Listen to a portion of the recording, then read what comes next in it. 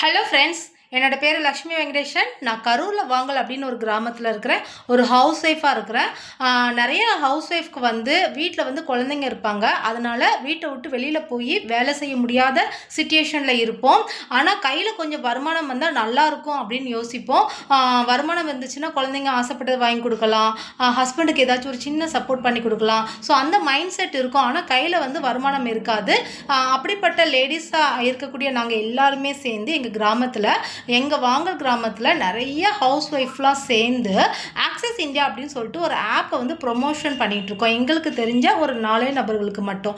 அதன் மூலமாக எங்களுக்கு வாரம் சூப்பரான இன்கம் வந்துட்டுருக்கு. இந்த வாரம் நாங்கள் எல்லாருமே இன்கம் எடுத்திருக்கோம்.